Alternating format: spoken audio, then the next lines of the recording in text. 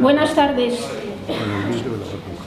La Asociación de Amigos de los Jardines del Buen Retiro les da la bienvenida en esta tarde que se prevé apasionante por el caudal de conocimientos que tiene nuestro ponente, el arquitecto don Alberto Tellería Bartolomé, que es experto en arquitectura de Madrid en general y de los Jardines del Buen Retiro en particular. También es miembro vocal de la Asociación Madrid Ciudadanía y Patrimonio y nos va a explicar con gran agilidad y entusiasmo las características de los bienes arquitectónicos que contiene el Retiro, que ya están incluidos en el paisaje de la luz y son Patrimonio Mundial de la UNESCO. Así es que, sin más, espero que les guste. Muchas gracias. Buenas tardes.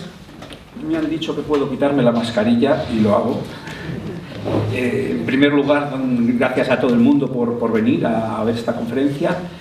En segundo lugar, a la asociación por invitarme a darla y en especial a su presidente, aunque debo advertir que yo dije muy alegremente sí cuando me dijo una exposición sobre arquitectura en los Jardines del Buen Retiro, y luego cuando me metí en faena, pues esto es mucho más de lo que yo esperaba. De hecho, no he podido ensayar la conferencia, he terminado de montarla hace un rato, no sé lo que dura. Les digo, por si en un momento dado ya les parece que esto es demasiado, con gritar cállense, pues yo me callo y bueno, no va a haber ningún problema porque no nos vamos a quedar sin saber quién es el asesino, porque esto no tiene intriga, es una conferencia, con lo cual, pues donde se termina, se ha terminado y se puede seguir otro día. Dicho esto, pues bueno, voy a comenzar a ver con este cacharrito.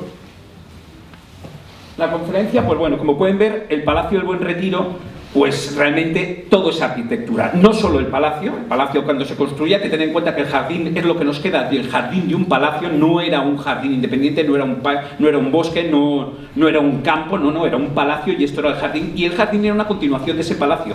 Y además, si fijan ustedes ese plano, pueden ver cómo está todo construido con ejes, con todo tipo de ejes rectos que van estableciendo pues unos espacios, unos pasillos de circulación. Hasta las plantaciones son geométricas, y luego lo que tenía era pues espacios, digamos, plazas entre estos pasillos. Estos incluso tenían techo, estos eran unos jardines, eran unas treillas que se podía circular bajo la sombra, pero lo que también vemos es que está todo él lleno de... Yo me parece que me voy a apoyar mejor con esto. Todo él lleno de arquitecturas. Esto es el mismo cuadro visto en detalle y podemos ver cómo había lo que llamaban el Palacio de San Juan. Esto es la Plaza de Cibeles, para que se hagan una idea, que es donde está ahora Correos, en este espacio. Justo ocupa este solar. Esto fue lo que luego se segregó como los Jardines Buen Retiro, y había ermitas. Todos estos pasillos, aquí estaba la ermita Magdalena, esta es la de San Bruno y de San Jerónimo, aquí estaba la de San Isidro, y todo unido por estos pasillos con estas plantaciones que, bueno, había unas zonas muy geométricas. Hay que decir que el paisajismo se estudia en arquitectura, o sea, que realmente estamos hablando, bueno, estudias paisajismo porque muchas veces los jardines están diseñados por arquitectos, por lo cual, hasta cierto punto, todo es arquitectura, aunque en el caso del Retiro, esta arquitectura pues está a su vez puntuada de otras arquitecturas. Esta inmensa pajarera desaparecida, esta ermita que era de San Pablo, la ermita de San Antonio, la más importante. Y bueno, pues vemos cómo este palacio estaba lleno de arquitecturas. Este es el plano, digamos, de lo que era el palacio con sus jardines inmensos. El palacio, los jardines, el terreno llegaba hasta el propio Paseo del Prado.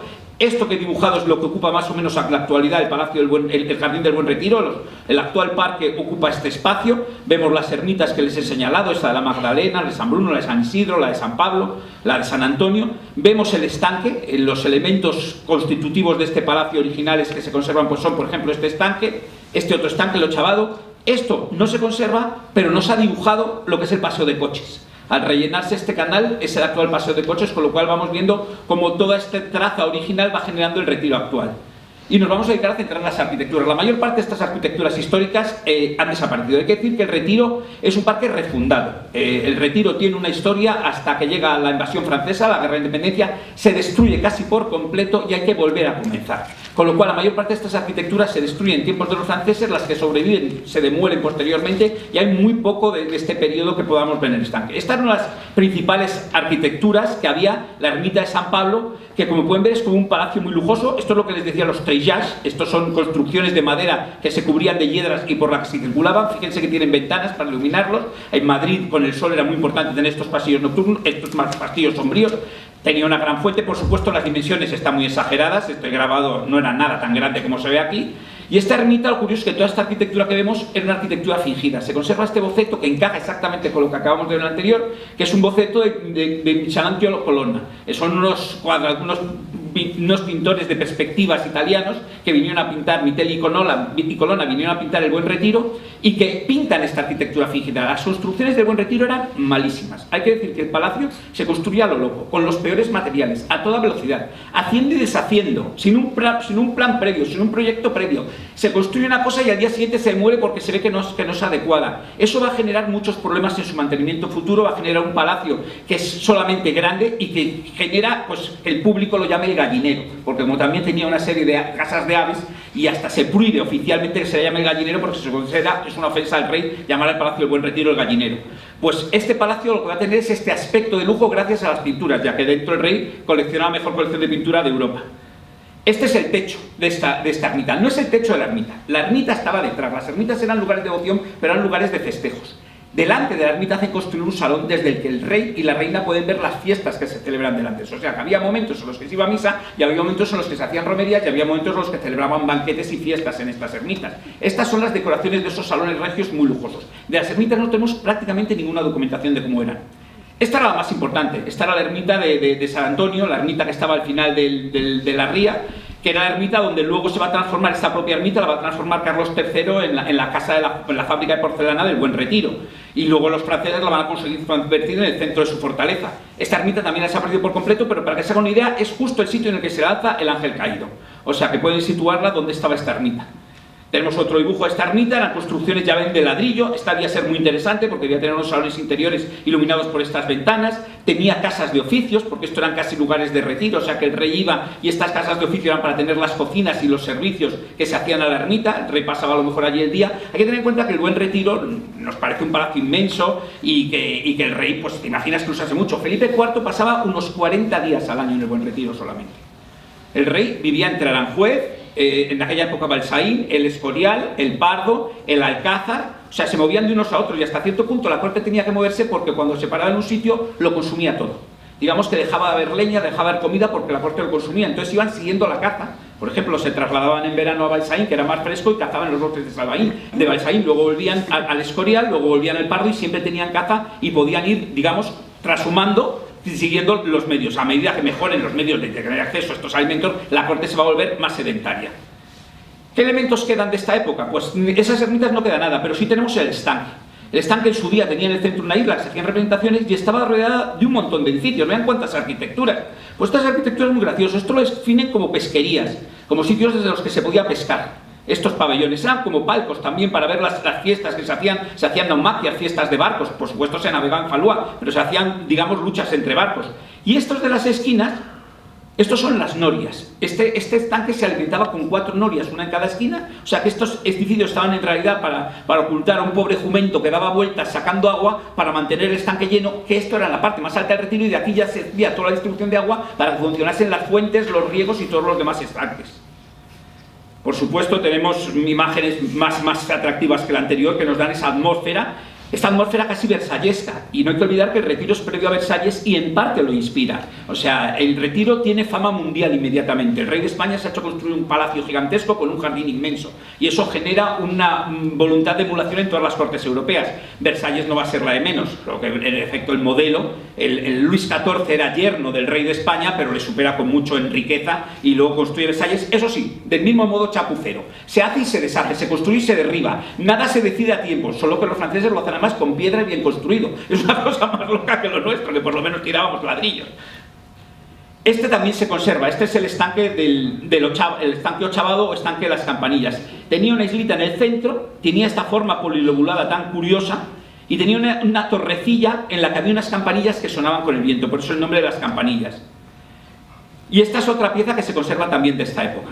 Esta fuente está en el parterre. Es una cosa sorprendente que el parterre, cuando vemos el plano de Teixeira, ya está una de las dos fuentes. Cuando hacen el parterre los franceses, los arquitectos franceses que lo construyen, René Carlier, lo traza con el pie forzado del casón que marca el centro y una fuente. Traza un eje y construye la otra fuente. Y la anchura de las fuentes le va a dar el tamaño que va a tener el parterre. Viene forzado por la existencia de esta fuente previa. Por supuesto, la fuente estará reconstruida a lo largo del tiempo, pero es curioso porque conserva la misma forma que aparece en el plano de Teixeira.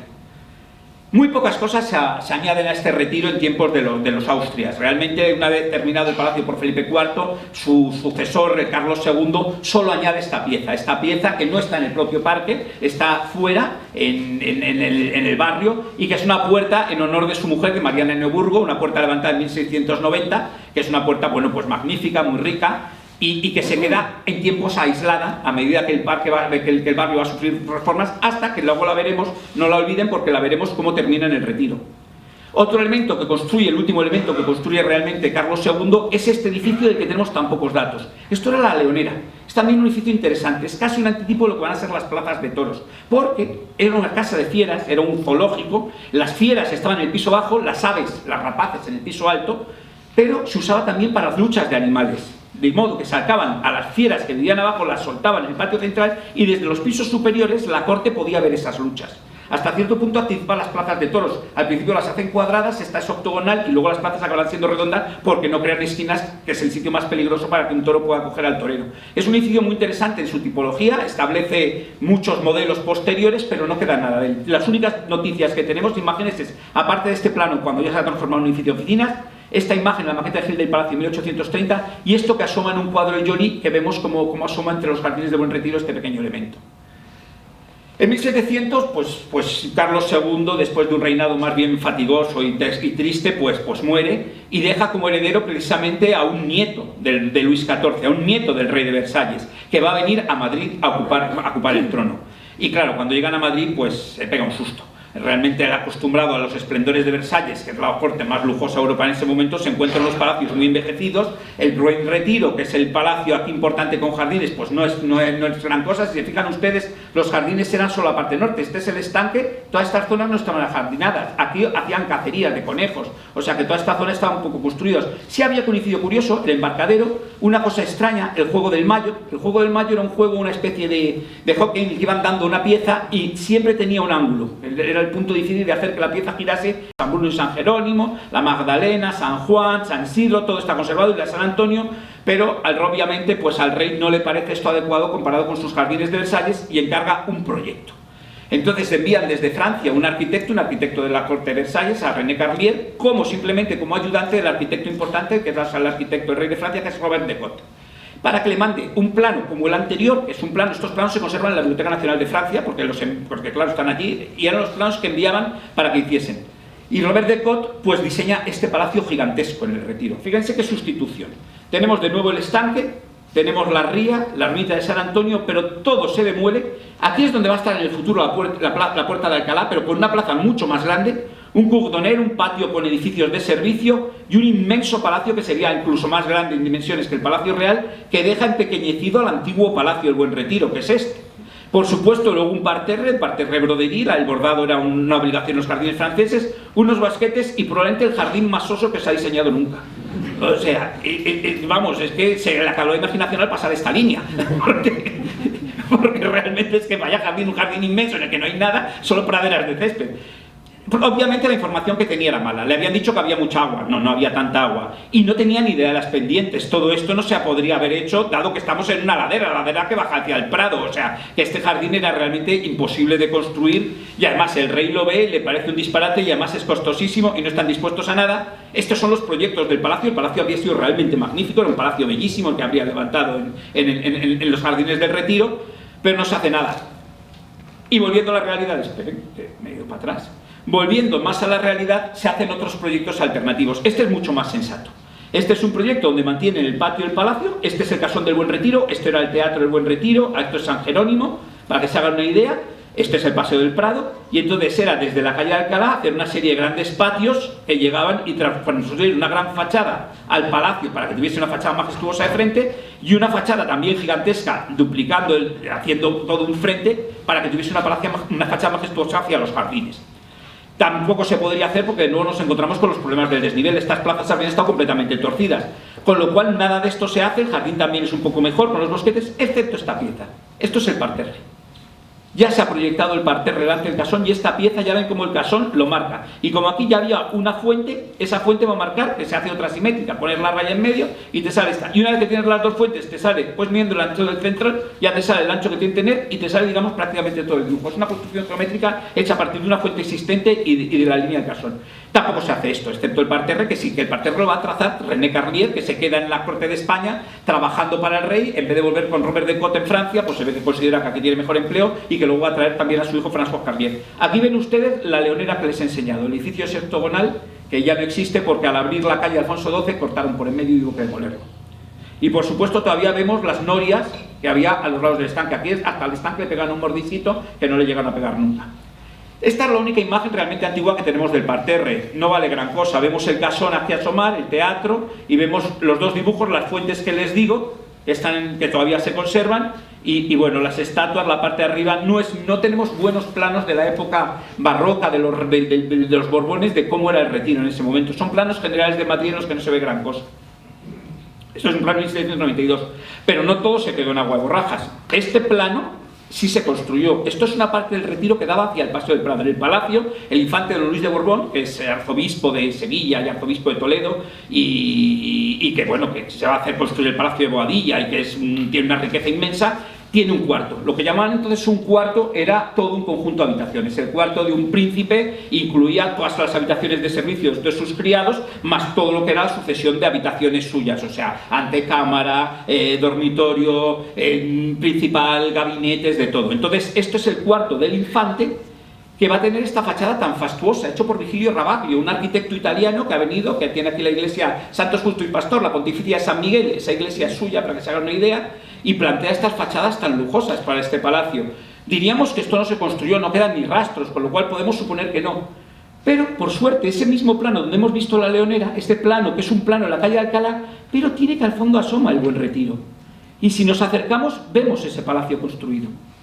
Esta pieza llegó a existir con ese jardín fastuoso y esa fachada. Este palacio llegó a construirse en el Buen Retiro, o sea que en tiempos de los Borbones sí se llegó a hacer una obra muy importante dentro del palacio. Hay que tener en cuenta que desde 1734 hasta 1764 se ha quemado en 1734 el Alcázar y los reyes van a tener que vivir en el Buen Retiro contra su voluntad, todo hay que decirlo. No les gusta el palacio, y es verdad que pasan la mayor parte del tiempo en Aranjuez, que también ya en este momento tienen la granja, con lo cual, bueno, pues están en otros palacios, pero están viviendo en el Retiro y tienen que hacer muchas obras para mantenerlo y para poder adaptar la corte dentro del palacio existente, el viejo palacio, con lo cual pues lo tienen. Aquí tienen, bueno, este dibujo es interesante porque pueden ver también esto es lo que es ahora el museo, bueno, que fue el Museo del Ejército, el Salón de Reinos, este es el casón, este es el teatro desaparecido y toda esta parte ya no existe.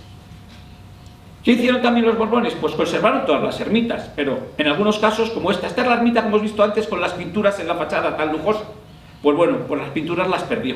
Los Borbones se ve que las pinturas estaban ya muy desteñidas y en vez de repintarlas, pues las blanquearon. Eso sí, vemos cosas tan curiosas como que estaba aquí la estatua de Carlos V venciendo al furor, la estatua que está en el Museo del Prado, pues estaba en este jardín del Retiro. No solo eso, estaban también las estatuas de bronce de Felipe II, de María de Austria, estaba una gran fuente de Narciso, había una serie de elementos y una serie de arquitecturas alrededor. Y esas arquitecturas, ¿acuerdan los treillas que les he dicho que se iba a la sombra? Pues fíjense qué curioso, este es un cuadro, la única imagen que conozco también en la Biblioteca Nacional de Francia, de una decoración hecha en los jardines del Retiro para celebrar la paz de Versalles de 1763. Es un poco disparatado porque en realidad se perdió la guerra, con lo cual se está celebrando la paz, pero bueno, a España no salió muy mal, la perdieron casi todos los franceses. España perdió Florida, pero los franceses tuvieron que darnos Luisiana a cambio. España recuperó La Habana y Manila, a cambio se le devolvió Menorca a los ingleses. Pero bueno, España no salió muy mal y estas son las arquitecturas. Vemos la arquitectura vegetal del parque, detrás y delante se han construido toda una serie de columnas con unas arquerías y con lámparas, porque hablan de iluminaciones, probablemente había fuegos artificiales por la noche, para celebrar una gran fiesta en los jardines del Buen Retiro. Las arquitecturas no sabemos de quién eran, por la fecha tendrían que ser de Sabatini, que era el arquitecto de Carlos III, y es posible que lo fuesen, pero el dibujo es tan malo que no podemos hacernos la idea de si eran buenas arquitecturas o eran malas arquitecturas.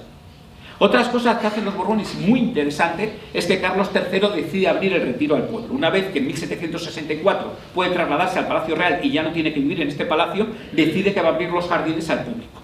Entonces también hacen unas puertas para que se entre, las puertas de la Glorieta, las puertas en la calle de Alcalá, y construyen una gran verja, una verja que va a rodear desde la puerta de Alcalá hasta el Prado, y va a rodear por el Prado todos esos jardines. Van a tirar la tapia que habían construido los austrias y lo van a sustituir por una verja.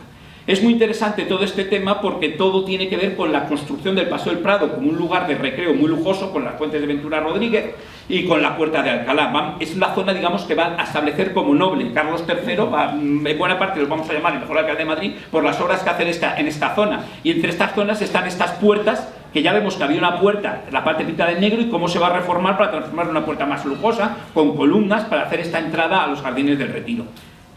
También se va a poner esa verja que les dijo. La verja la diseña Sabatini, los dibujos estos de las puertas son de Manuel Machuca Vargas, pero las rejas las diseña Sabatini, y esas rejas van a rodear toda esta zona del jardín. Esas rejas se conservan, pero no en el Retiro. En el Retiro solo hay un tramo en la calle Menéndez Pelayo, un tramo de esta verja que se traslada en el siglo XIX. Están todas en el Casino de la Reina. Luego veremos que el Casino de la Reina también comienza el Retiro enviando desde allí una de esas piezas. Estas rejas todavía se conservan. Estas son las rejas que diseña Sabatini para el Buen Retiro y que se trasladan cuando se construye el Palacio de Correos. Pues las rejas son muy buenas, están muy bien construidas, son unas rejas de forja buenísimas, con unas pilastras de piedra rematadas por jarrones estupendas. Pues deciden trasladarlo todo al Casino de la Reina y es la verja que hay allí. No trasladan absolutamente todo. Este es un grabado donde vamos a ver un detalle muy interesante del Retiro en esta zona. Tenemos a la Fuente de Cibeles de espaldas, es el Paseo del Prado visto de frente, esta es la calle de Alcalá. Aquí, para que se hagan una idea, este es el Palacio de Alcañices, que es donde se va a construir el Banco de España. Pero si nos acercamos a la esquina del grabado, vemos esa verja que les digo, con esos jarrones, lo que está trasladado. Vemos una cosa muy interesante, un banco corrido larguísimo. Luego va a salir este banco también en el Retiro, porque detrás había un riachuelo que recorría el arroyo de la Castellana, iba por detrás de este banco. Entonces había toda una protección para que la gente no cayese y pudiese sentarse. Es un banco con el respaldo de forja y la base de piedra. Y vemos estas verjas, y vemos en la esquina, una esquina muy rara, en triple ángulo, con unos niños con unos jarrones. Los niños los tenemos aquí en el Paseo del Prado. Son los que remataban esta verja, son de Felipe de Castro. La verja la diseña Sabatini y los niños los labra el escultor Felipe de Castro. Si ven ustedes, vean qué rara es la base. Esa base que vemos triángulo, como con tres cuadrados superpuestos, coincide exactamente con lo que vemos aquí. Era una triple pilastra la que hacía el ángulo. Se llegan los franceses y estos sí que hacen obras, a lo bestia. O sea, es que estos no dejan piedra sobre piedra. Fíjense qué transformación en el Retiro. No solo arrasan con los jardines, se aprovecha toda la leña, se arranca hasta el plomo del Museo del Prado, el plomo del techo, las cubiertas eran de plomo y las arrancan para hacer balas, porque necesitan materiales. Toda la madera se usa para la leña y arrasan por completo el jardín, destruyen el parterre, destruyen prácticamente todos los jardines. Y esto es la fábrica de porcelana que estaba ocupando la antigua ermita de San Antonio, la fortifican. Yo no sé hasta qué punto, hay muchísimos planos de estas fortificaciones, no sé hasta qué punto no eran más que terraplenes de tierra, porque a mí me resulta sorprendente esta edificación tan gigantesca en el Retiro y que no quedase después ninguna huella. Pero hay muchos planos, incluso franceses, firmados por franceses y en la Biblioteca Nacional de Francia, donde se ven estas fortificaciones, con lo cual podemos suponer que desde luego hicieron trabajos muy importantes de defensa. Y en ellos debieron utilizar también muchos materiales procedentes del palacio, con lo cual el palacio quedó dañadísimo. Terminada la guerra, con el último detalle, que cuando vienen los franceses prenden fuego a la fábrica de la China, lógico, era el centro de la fortaleza francesa, tenía sentido, pero destruyen por completo la principal fábrica de porcelana que podía hacer competencia a las porcelanas europeas. Digo podía, porque en realidad nunca fue rentable. La porcelana del Buen Retiro era probablemente la mejor que se hacía en toda Europa, pero era carísima y se sostenía porque el rey encargaba las cosas más extravagantes, como los gabinetes de porcelana de Aranjuez y del Palacio Real. Pero bueno, realmente se perdió una industria que teníamos. Y cuando termina la guerra, el palacio está más o menos completo, pero en tan mal estado que Fernando VII decide no reconstruirlo.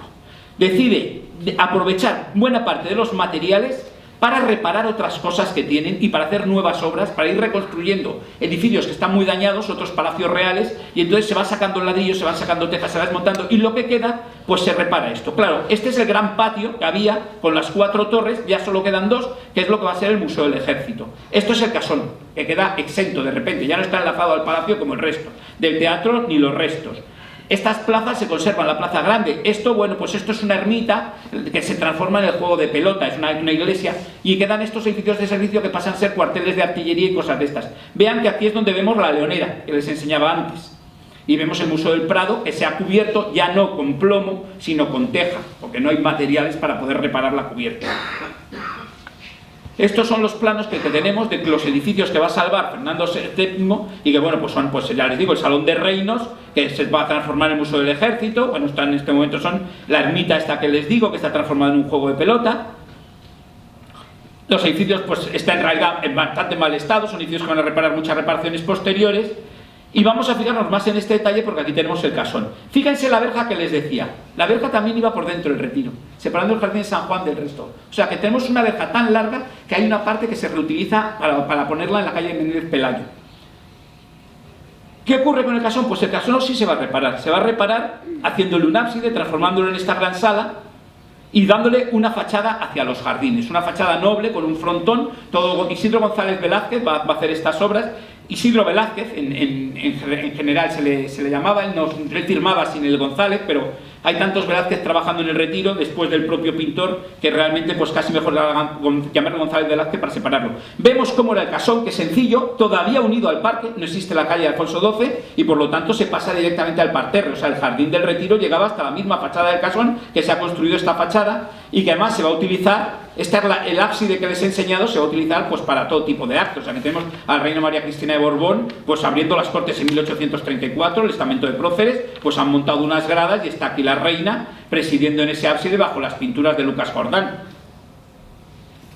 Pero ¿qué ocurre? Que al rey en realidad le va a interesar muy poco toda esta zona del retiro y lo que le va a interesar es lo que él va a llamar el reservado, que es toda esta zona que se reserva para uso real. O sea, el retiro va a estar abierto, va a seguir abierto al público, pero el rey tiene una zona con puertas cerradas donde solo puede entrar él y donde va a multiplicar los caprichos. Vemos que se ha perdido por completo ya la ría, se ha transformado en el paseo de coches, en lo que va a ser con el tiempo el paseo de coches. El campo grande, aquí es donde está el lago del Palacio Cristal, para que sea una idea, el campo grande va a estar vacío.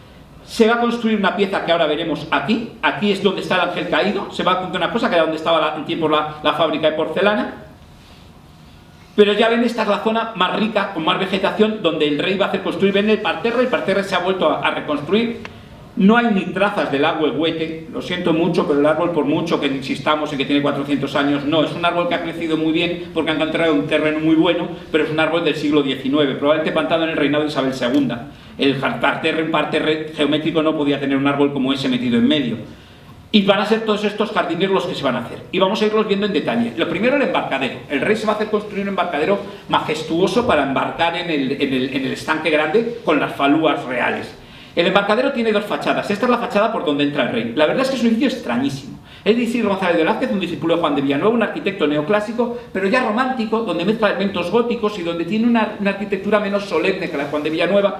Y va a pasar esto tan extraño, porque claro, que hagas esto a cada lado, bueno, pero que lo repitas dos veces, pues es un poco raro. O sea, dices, bueno, hay dos, como podía haber 25. Es una idea muy extraña, no marca los extremos como habría hecho Juan de Villanueva. Más raro aún es la fachada del otro lado. En la fachada estos elementos pasan a ser distintos y meten unos arcos apuntados. Hay una serliana gigante en el centro. Si se dan cuenta, va usando además todos los órdenes arquitectónicos. En esta fachada teníamos un toscano, teníamos un jónico y un corintio. En esta fachada resulta que nos va a meter un toscano sosteniendo una serliana. Va a haber un gran mirador arriba en torno a este ventanal. Y en esta fachada nos va a meter un dórico de Pesto. O sea, usa un montón de órdenes en el mismo edificio. La verdad es que no se entiende muy bien, O sea, las razones por las que este edificio era tan extraño, era un arquitecto un poco caprichoso, eso es seguro, y le gustaba mezclar muchas cosas, de hacer alarde de erudición. Él había estudiado en Italia y sabía muchas cosas, y entonces hace este palacio tan extraño. Ya la propia sala es rara porque es hexagonal, no es octogonal, que habría sido normal, no, hace una sala hexagonal que crea este ángulo en los dos extremos, donde normalmente esperaríamos ver un nicho, un ábside, una cosa, una pared plana. Nos encontramos un ángulo, y lo que tiene es, bueno, el rey entra por aquí, tiene este gran salón para estar, hay unas escaleras en los triángulos que le permiten subir a este mirador desde donde ver todo el parque y ver sobre todo el lago, y por aquí tiene para poder bajar a embarcar, y por estos laterales también puede pasar a los embarcaderos que hemos visto, porque en la imagen anterior, si ustedes se fijan, esto es directamente entra al agua, los barcos podían entrar a cubierto. O sea, el rey podía embarcar a cubierto y salir a cubierto, con toda discreción, o podía embarcar a la vista de todo el mundo en el embarcadero delantero. No se conocen apenas, bueno, yo de hecho solo conozco esta foto de la fachada de la parte de atrás. Esta foto ya es mucho más tardía, es hacia 1900, se han cegado las ventanas, pero vemos que se corresponde exactamente con todo el dibujo, excepto que se ha perdido la balaustrada superior. Esto es cuando ya era un edificio público, dice acceso al embarcadero, pone ahí mal pintado, y bueno, ya era un edificio de uso público. La otra fachada vemos que todo se construyó tal cual, con estas entradas para que los barcos pudiesen entrar. Esto tiene unas compuertas que también permiten entrar a los barcos, y vemos que todas las fachadas son exactamente como en ese dibujo. Es un edificio que está exactamente donde se va a construir luego el monumento a Alfonso XII. El monumento no lo he traído. El monumento es arquitectura de la clase Rivera, arquitectura importante, pero ya tanto material que me parecía que era imposible y digo, paso de sacarles el monumento. Pueden ver que el embarcadero está aquí y siguen estando las norias para suministrar el agua. No ha cambiado tanto el Retiro, se está reconstruyendo casi sobre las pautas anteriores. Si miramos hacia el otro lado vemos el embarcadero y vemos lo que era la fábrica china en proceso de demolición. El edificio, aunque habían quemado los ingleses, seguía en pie, pero se está usando su material para hacer otras obras en el Retiro. Vemos las plantaciones nuevas. Fíjense que aquí el arbolado se ve que se conservó mejor, pero fíjense toda la plantación qué pequeña es. Este cuadro es muy interesante porque hay un cuadro muy pocos años posterior donde ya no está la fábrica, las plantaciones han crecido, se han construido un nuevo elemento y se han incluso establecido otros elementos que vamos a ver. Se ha construido un elemento muy importante que es la fuente egipcia.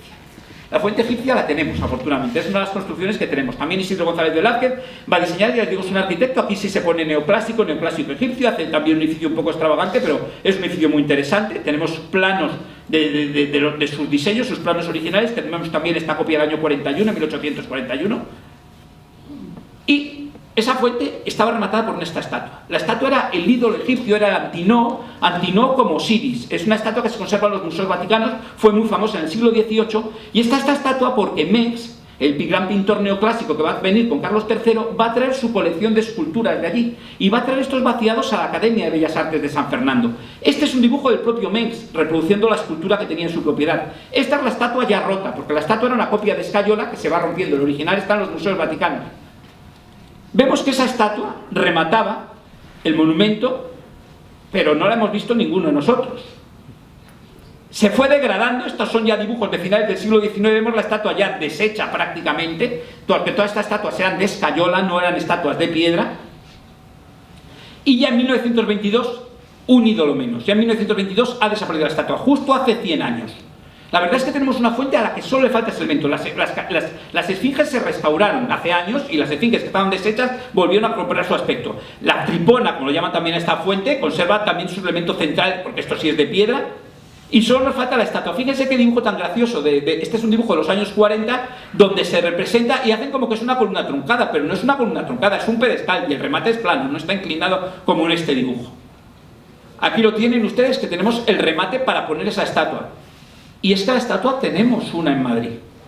En el Palacio de Boadilla, el infante don Luis, ese que vivía, que les he enseñado antes, la sala que se hizo, ese que fue arzobispo de Toledo y de Sevilla, este hizo hacer que Mengs le hiciese otra copia de la estatua. De la colección de su hermano encargó un ídolo egipcio para el Palacio de Boadilla. Y ese ídolo se conserva. Este es el ídolo egipcio del Palacio de Boadilla. Es más, un estudiante de la academia hizo también una copia. Y el busto del que trajo Mengs todavía se conserva, también se conservan trozos. En la Escuela de Bellas Artes se conservan algunos trozos de esta estatua. En este momento se podría perfectamente hacer una copia, incluso una copia sin dañar los originales. Si no queremos tocar un original, se puede hacer un escaneado rastrizado y pedir que se reponga esa estatua y vuelva a recuperar el aspecto original de esa fuente, porque llevamos 100 años sin remate, sin la escultura que la coronaba. Creo que es el momento de pedir al ayuntamiento, ya que nos trabajamos en el paisaje de la luz, sabemos cómo era la estatua y tenemos una incluso que se puede reproducir. Si hacemos un rasterizado se puede hacer incluso una copia, comprobar si la escala es la adecuada y adaptarla si es necesario, aunque yo creo que la estatua era exactamente del mismo tamaño, porque debió ser una copia. Había un copista que trabaja para muchas piezas de esas, José Palmiucci, y que es probablemente el que hizo la copia para la estatua de González Velázquez, para la fuente de González Velázquez. Vamos a seguir y vamos a ver otro elemento. En este grabado, bueno, vemos aquí la fuente egipcia, las norias, el embarcadero, y vean la barandilla. Es la misma barandilla que les he enseñado en el Prado. La barandilla que puso Ventura Rodríguez, otra pieza de arquitecto insólita trasladada al Retiro. Estos dibujos son tremendos porque son de la matanza de los franceses en el Prado y vemos cómo hacían sentarse a la gente esperando para ir a fusilarlos después contra las tapias del Palacio del Retiro, que es lo que vemos detrás. Y vemos esta barandilla con sus mismas piezas conservadas. O sea que tenemos ahí otra pieza de gran interés que se conserva en el Retiro, afortunadamente. Por supuesto, el estanque siguió siendo escenario de fiestas. Este traído dibujo porque, bueno, durante todo el reinado de Isabel II se dieron cosas. Esto es un equilibrista que pasó cruzando el estanque con su pértiga y hicieron montar... Bueno, la verdad es que la instalación es casi más espectacular que el ejercicio. O sea, es una pieza de arquitectura espectacular construir estos anclajes sobre un lago.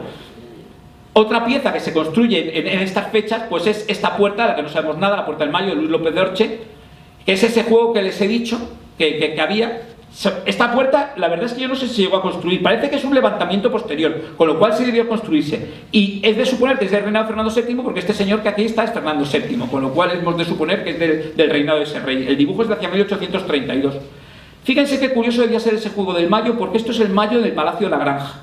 Y esta es la esquina, cuando les he dicho que el juego tenía que hacer una curva para que las piezas que lanzaban rebotasen, giraban y tenían que coger esta curva con un bobsleigh y coger y hacer el ángulo. Es una de las piezas importantes del Mayo. En la Granja se conserva todavía esta pieza insólita de un juego desaparecido que no sabemos muy bien ni cómo era. Otra pieza importante que modifica, que se ha salvado, es el estanque ochavado, pero el rey Fernando VII va a encargar a Isidro González Velázquez que construya algo en lugar de ese pabellón de las campanillas original. Y van a construir esta especie de cosa, él lo llama chinesco, no creo que en China hayan visto nunca nada semejante, pero bueno, él lo llama chinesco también con campanillas y con cosas rarísimas. No tenemos casi ninguna imagen, pero en una foto desde Clifford de 1853, tomada desde la carrera de San Jerónimo, ampliándola, resulta que vemos ese remate asomar sobre el retiro. La pieza debía ser altísima. Es la única imagen que tenemos del remate superior, porque lo que tenemos siempre es esta foto, que se ve solo la parte inferior, porque en 1886 una tormenta lo truncó. Hizo que se derribase la parte de arriba, y con el tiempo fue sustituido por una rocalla. Estas fotos son antiguas, esto ya es a principios del siglo XX que ya se sustituye por una rocalla. La rocalla, bueno, vamos a seguir con la historia de este estanque. El estanque, la verdad es que hace unos años estuvo a punto de sufrir una salvajada. Bueno, no es que estuviese a punto, es que la sufrió. Como tenía pérdidas de agua, a alguien se le ocurrió sustituirlo por hormigón. O sea, el único elemento que tenemos conservado desde tiempos de Felipe IV, pues cogemos la piedrecita de la esquina, la ponemos y el resto lo hacemos todo de hormigón armado. Fue una verdadera catástrofe. Fíjense cómo desmontaron todo para sustituirlo todo por hormigón. Se armó un escándalo, la empresa que lo hacía, cuando se le dijo que el retiro era bien de interés cultural, que era, dijo, ¿desde cuándo? Pues desde el año 35. O sea, que lleva muchos años siendo monumento, pero realmente está el reino de taifas, el control del retiro, que esto nadie lo controló. No sé cómo se pudo llegar a este estado, en una obra histórica, a hacer estas barbaridades. Se reconstruyó después, se reparó más o menos lo posible y tenemos esta pieza en el centro. Esta pieza que es una cascada que chorrea. Realmente, estas rocallas no son elementos, son elementos históricos en los jardines. En el propio Versalles hay fuentes de rocalla. ¿Qué ocurre? Que las fuentes de rocalla tienen unos juegos de agua mucho más ricos que la que tenemos aquí. Lo primero que necesitaría ese elemento es un gran surtidor central. No puedes tener ese elemento tan pobre. Eso sería un tema interesante. Sustituirlo, reconstruir algunos elementos antiguos va a ser imposible. Realmente es un tema muy delicado, no sabemos cómo era el original, el de González Velázquez era una extravagancia, tampoco se puede reconstruir, y sustituirlo pues es un tema complicado. Yo sé que en la asociación hay quien considera que esa rocalla es un espanto y que debe sustituirse, pero esa rocalla quizá pueda salvarse, ya tiene más de 100 años, creándola los juegos de agua suficientes para que tenga una riqueza, para que nos recuerde este jardín de Versalles, del encelado, que se conserva con su rocalla. No solo se conserva con su rocalla, sino que este jardín se ha reconstruido todo el treillage, esos treillage que también hubo alrededor de nuestra fuente. Véanlo, cómo tenía unos treillage que han desaparecido. Pues estos treillage se han hecho en Versalles. Sería muy interesante plantear, dado que tenemos un jardín con tanta historia, plantear en algún trozo un jardín que nos recuerde cómo era un jardín del siglo XVII. ¿Cómo fue este jardín? Con ese estanque ochavado y reconstruyendo los treillage que, como vemos en la imagen anterior, tuvo a su alrededor, podríamos tener un pequeño jardín del XVII, igual que tenemos un parterre del XVIII y que tenemos muchísimos jardines del XIX. Sería interesante para poder contar toda la historia del retiro. Vamos a seguir con las cosas que hace Fernando VII antes de entrar en el reservado. Donde el ángel caído, aquí ven la silueta, deciden construir una columna gigantesca, mirador, con la estatua de Hércules venciendo a sus enemigos. Más o menos es Fernando VII aplastando la Constitución, que es la hidra de Lerma, a los liberales. Y entonces esto era una gran columna mirador. Al principio comienzan las obras con muy buen ritmo y se hace todo este basamento. Y ahí se acaba la obra. Se acaba el presupuesto y de repente ahí sale González Velázquez, que ya no le pase un duro, y al final esto se queda en lo que se pasó a llamar, conocido como el dado, que estuvo hasta que se hace el ángel caído. Se quedó simplemente una pieza aquí cuadrada que nadie entendía muy bien lo que era y que con el tiempo pues se va a sustituir. Pero la gran pieza que ya decimos pues va a ser este reservado donde se van a multiplicar los elementos. Fíjense qué curioso que este es el estanque donde está donde está el general Martínez Campos ahora, y lo que estaba en el Felipe IV, que ahora está en la Plaza Oriente. Aquí los monumentos, como pueden ver, saltan de un sitio para otro con toda facilidad. No sé por qué no los tenemos ya con ruedas para poder trasladarlos y poder tomarnos la foto adecuada. Ahora con los selfies sería un éxito. Este es el embarcadero, vemos la casa del contrabandista, vemos la montaña artificial, vemos toda una serie de elementos que va a tener toda esta zona. Esta es la calle de Alcalá y esto es Menéndez Pelayo, que todavía por supuesto no existe. Esto es el exterior del Retiro. Un grabado un cuadro de 1835 nos permite ver, por ejemplo, un elemento muy interesante que es esta casa persa. Y otros elementos directamente han desaparecido. Esa casa de aves que iba a construir Juan de Villanueva, que nunca se hizo, se quedó solamente en este trozo. El rey la hizo reparar para su lujo y se quedó en nada. La casa persa, pues la casa persa era también otro edificio extravagantísimo. Ya les digo que González Velázquez era un arquitecto que estaba un poco loco. O sea, desde la planta, que no hay quien la entienda, este círculo con este pórtico, con estas dos escaleras curvas, con otro pórtico, con unos salones de unas formas súper extrañas que intenta resolver no sabe cómo, y que luego se une a este otro cuerpo. Es un elemento súper extraño. Este edificio de detrás, unido a esto, que además esto se ve que es como un edificio de servicio, porque este era un salón de lujo. La casa era así de extraña también por fuera. Los persas ven esto y peor que los chinos, ¿eh? O sea, se quedan que vamos, no dan crédito si les dicen que esto es una casa persa. En Oriente nunca han visto nada semejante. Y el interior ya no digamos. El interior era todavía más raro. Ese salón circular era esto tan extrañísimo. O sea, debía ser una de esas cosas como el pabellón de Brighton en Inglaterra, que es coetáneo y que son edificios muy raros, donde era un oriente soñado donde se hacían las cosas más raras. Pues bueno, fíjense que luego aquí hay unos silloncitos y una mesa. O sea, que llegabas, bajabas estas escaleras y acababas sentándote pues aquí a tomarte un té. O sea, en este escenario tan extravagante. La casa duró, en 1874 se transformó en un restaurante y en 1894 la demolieron y no tenemos más que fotos de ella, no podemos hablar nada más de ella. Otra casita, si no más extravagante, más absurda, era la casita del pobre y del rico. La casita del pobre y del rico era una casita rústica, quizá no sea obra de González Velázquez, quizá sea obra de algún escenógrafo. Ángel María Tadei hace casas semejantes, por ejemplo, en la Alameda Osuna, donde todavía se pueden ver. Había también en los jardines de Osuna, en las Vistillas, había casitas de estas. Era muy habitual, era la casita de la bruja, la casita del ermitaño, la casita de no sé cuántos, porque ya se había puesto moda desde tiempos de María Antonieta lo de hacer casas rústicas dentro de los jardines, como elementos de una naturaleza recuperada, una naturaleza, digamos, más natural, menos geométrica que la que se había hecho hasta entonces. Pues bueno, pues se van poniendo estos elementos. Esta no se sabe ni siquiera muy bien la forma que tenía. Se supone que esta es una fachada y esta es la trasera, con lo cual, bueno, pues más o menos era octogonal por un lado y recta por el otro. Y lo curioso es que por dentro estaba habitada por muñecos, por autómatas.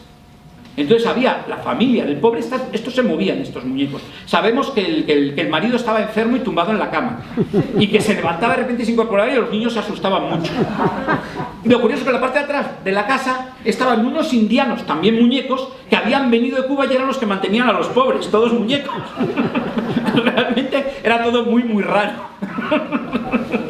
Hay que tener en cuenta que esto es lo que va a ser un parque de atracciones, pero estamos en el siglo XIX. Obviamente no han podido desarrollar nuestros conceptos, pero sí tenían buenos autómatas y probablemente eran cosas pues que les hacían gracias, bromas, piezas para pasar un momento y verlo y decir qué curioso y seguir adelante. Esta, por lo visto, duró hasta 1954. Hay fotos todavía en esa época y alguna foto en la que se ve esta casa y dice, bueno, pues es sorprendente que llegase tan tarde, pero también se ha perdido. Esta estaba justo casi en la esquina del estanque. Otros elementos no se han perdido del todo. Si miran esta pieza, este edificio, pues es la Fuente de la Salud. Esa casita, aquí lo tenemos en 1885 y la tenemos todavía en la actualidad. Una pieza histórica donde vemos cómo en efecto se usaba la rocalla en estos jardines históricos. O sea, no era una cosa tan rara que tengamos una fuente rocalla, aunque quizás no sea algo que nos gusta. Otro elemento que existe, pues la casita del pescador. ¿Por qué? Esto es un embarcadero. Y esa casita probablemente sustituía esas pesquerías que hemos visto en el primer estanque. Es el sitio para pescar. Fernando VII pues pasaría que las horas muertas intentando pescar algo, digo yo. Pero bueno, pues también la hace González Velázquez, es muy bonita. Esta tiene un estilo muy romántico, tampoco es exactamente neoclásico, las decoraciones son pompeyanas. Es muy gracioso ver que esto estaba decorado con bustos. Vemos aquí dos bustos. Aquí vemos un busto que ha perdido la peana y el busto del otro lado. Al fondo asoma la montaña, luego la veremos. Aquí vemos que los dos bustos están juntos. Aquí ya solo queda un busto, ha roto la pareja, después de una reconciliación. Aquí ya no queda ningún busto. En las sucesivas fotos podemos fecharlas por la posición de los bustos. Podemos decir, pues esta es más antigua y esta es más moderna. Al fondo tenemos el edificio que coronaba la montaña artificial, un mirador también muy extravagante que la gente la llamaba el tintero o la escribanía, porque recuerda a un recado de escribir con el tintero, donde se guardaba la arena y donde se ponía la pluma, pues era un elemento de estos. Lo tenemos aquí. Realmente hay una imagen mítica. Esta es una de las entradas que se daban para poder entrar al reservado. El reservado era un sitio donde no se podía entrar sin invitación de su majestad, y entonces te daban una entrada. Y esas entradas que están impresas, vemos cómo representan esta casita. Vemos que tenía, por ejemplo, todos estos escalones estaban con tiestos, estaba en lo alto el mirador, la fuente que abajo tenía unas cascadas, y en esta imagen casi mítica, con el sol poniéndose, que parece Sanadú, realmente. Y dices, esta es la casa persa en primer plano, te imaginas pues una cosa mucho más grandiosa lo que es. Y este es el edificio, también rarísimo. Las cosas de González de Lázquez que son súper extrañas. Como pueden ver, en planta baja eran un gabinete cerrado, un gran mirador, que aunque es un octógono con los dos círculos, nos da la impresión de que es un hexágono, porque nos lo hacemos casi en pico. Al otro lado una escalera que te podía subir a este mirador, que abriaba otro gabinete arriba, y esto pues supongo que era un tercer gabinete, porque como no tenemos la planta superior dibujada, pues no sabemos cómo era la parte superior. Y todo esto era de nuevo con serlianas. La serliana es esta ventana que tiene un arco entre dos tramos rectos, entre dos arquitraves. Pues todo con serlianas alrededor, porque era un mirador desde lo alto. Era un mirador que se utilizaba. De hecho, en la guerra carlista van Isabel II y la reina Cristina, bueno, aparte que a lo mejor intentaban hacer un intercambio con las tropas carlistas, pero van a vigilar la llegada del ejército carlista. He quitado el plano porque ya habían demasiadas imágenes, pero vamos, se construyen baluartes y suben a la montaña artificial para mirarla. ¿Cómo iba a ser esa montaña artificial del todo? La verdad es que da la impresión de algo inacabado, el interior. Es muy curioso porque este es del propio González de Lázquez, un dibujo de una montaña artificial muy anterior a esta, de 1794, y lo que sí tiene es un cuerpo idéntico. La montaña artificial tiene esta sección. Este cuerpo está construido y uno se queda pensando y dices, ¿pensaría González de Lázquez en hacer esto? ¿Pensaría en meter un templo dentro? ¿Pensaría en hacer esta entrada majestuosa con estas entradas de luz? Esta sería su idea para la montaña artificial, que no se llegó a hacer porque lo que sí sabemos es que se puso una noria en el interior, una noria que se derrumbó al poco tiempo, según decía Madoz, o sea que por lo tanto la noria no duró mucho, pero que parece lógico dado que había que alimentar unas cascadas y una serie de elementos dentro de la montaña. Vemos las cascadas. La verdad es que las cascadas estaban en la parte más baja. Esas primeras cascadas tenían poca potencia. Aquí la montaña y los sucesivos paseos. Tenemos una foto interesante donde se ve muy bien la escribanía, una foto de 1915, fíjense que todavía estaba. Este es el sitio donde veíamos los tiestos, estos balcones, estos miradores que daban hacia la calle Alcalá. Aquí ya se ha sustituido la tapia por una verja. Y esta es la entrada. Aquí todavía no están las decoraciones cerámicas, porque las decoraciones cerámicas son de una última restauración. Y este es el establo que la tenemos ahora.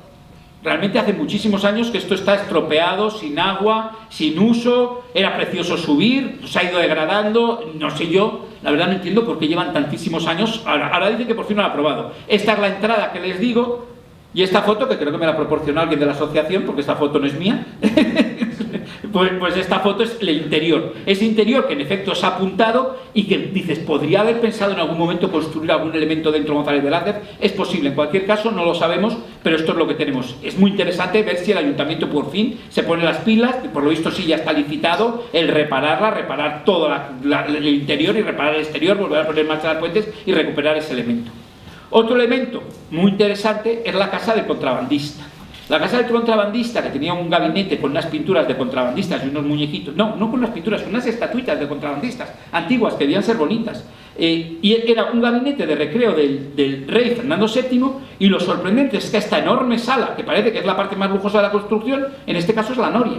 O sea, que aquí es donde estaba el animal, estos son los cangilones, giraba el animal, protegido, como las norias que había alrededor del estanque. La protección era tanto para proteger al animal como para que no expandiese los olores, para no olerlo, y entonces este pabellón era un pabellón de mucho lujo. Fíjense en estas ventanitas ovales y en esta entrada, porque este edificio va a tener una historia muy larga. Fíjense que era un edificio muy lujoso, este edificio está aquí, y tenía sus propios jardines. Estos jardines que en el siglo XIX llegaron al delirio. Vean ustedes qué jardines tan extraños. Cada jardín es de una forma, estos tienen un seto y luego tienen dentro unas cosas cometidas, y estos cuadrados, y este es distinto, y este es distinto. Y llega, pues, este es lo que les digo, que esto es donde está más o menos el general Martínez Campos, que aquí estaba todavía Felipe IV. Y ese edificio pues se va a transformar en 1890, se va a transformar en un gabinete de oxigenoterapia. Un sitio donde se va a tomar aguas medicinales y donde se va a tomar aguas oxigenadas para temas de salud, llevado por los médicos. ¿Qué ocurre? Vean aquí los óculos estos que les he señalado, porque el edificio se conserva tal cual, fuera de las horribles pinturas de balones de oxígeno y cosas de estas. El edificio se conserva tal cual en tiempos de Fernando VII. Aquí, todavía con más dignidad, pero también sigue siendo el gabinete de oxigenoterapia. Pero este edificio se va a transformar, en un momento dado la prensa dice que realmente allí lo que va la gente es a tomar cañas. de lo del oxígeno tururú, que venden más bocadillos que oxígeno, y que por lo tanto esto es una vergüenza y que hay que quitar a los médicos que lo explotan la concesión. Se la quitan y lo transforman en un restaurante, que demonios, ya puesto, pues si vendían bocadillos, pues es lo suyo, se transforman en el Viena Park. El Viena, en unos restaurantes que había en Madrid, pues aquí hacen el Viena Park. Esta es una foto, la única que conozco, del interior de esa gran cúpula, transformado en el restaurante. Es una foto muy interesante, porque esto después de la guerra va a sufrir el horror. Fíjense, este es el edificio de Fernando VII, todavía se conserva, pero se va a transformar en el Florida Park. Y el Florida Park va a hacer este añadido para meter la sala de espectáculos del Florida Park. Y luego va a hacer este otro añadido hacia el otro lado, con lo cual el edificio de Fernando VII desaparece. Uno de los escasísimos caprichos, hemos visto que hemos perdido la casa del pobre y rico, que hemos perdido la casa persa, que hemos perdido un montón de elementos, y uno de los pocos que conservamos lo tratamos así. Bueno, hace unos años terminó la concesión y se demuele. Puedo decir que desde la asociación escribimos al ayuntamiento 20 veces diciéndoles que esto no podía ser y que era el momento de recuperarlo. Pues no, que hicieron una nueva concesión. Fíjense que al demolerlo aparece el edificio entero. Nunca se había demolido. Este es el edificio, este es incluso la cupulita delante. Y si vemos incluso los óculos cegados. Miren los óculos cegados. Está el edificio de Fernando VII entero. Y en vez de recuperarlo, cuando estaba además ya promoviéndose para Patrimonio de la Humanidad el Retiro, ¿qué hace el ayuntamiento? Construye esto. Acomete así al edificio histórico. Y lo volvemos a perder. ¿Durante cuánto va a durar esta concesión? Una cosa que hay que reclamar es que en un futuro no se renueve esa concesión, que ese edificio vuelva a recuperarse como lo que fue, como lo que era. Puede ser un restaurante, por supuesto, pero un restaurante de sus dimensiones. Claro, si el restaurante dicen que a veces necesitamos más espacio, puede acabar ocupando todo el Retiro. No tiene ningún sentido. O sea que realmente esta es una de las reclamaciones que hay que hacer, que este elemento, uno de los pocos elementos históricos del parque, uno de los pocos del reinado de Fernando VII, más de un arquitecto como González de Velázquez, un arquitecto importante, pues que se haya perdido de esta manera tan ridícula es absurda.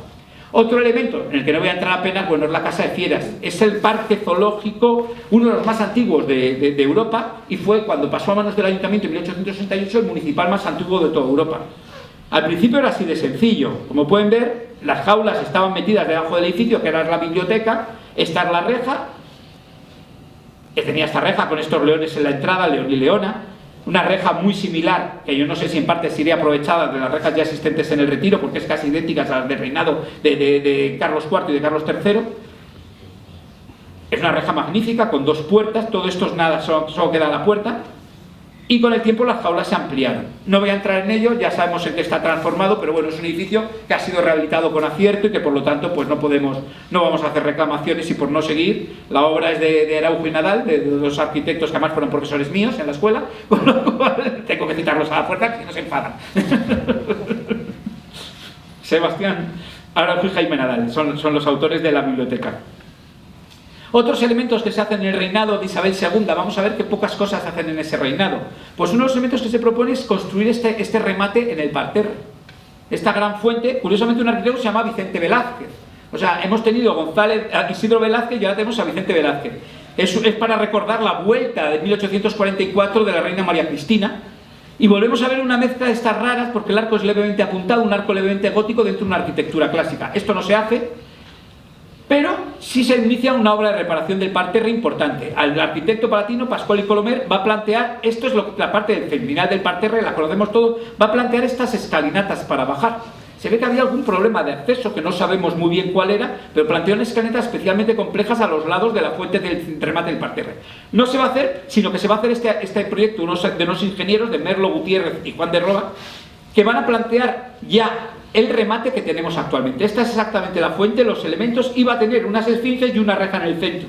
Delante se iba a colocar la estatua de Felipe III, la que ahora está en la Plaza Mayor.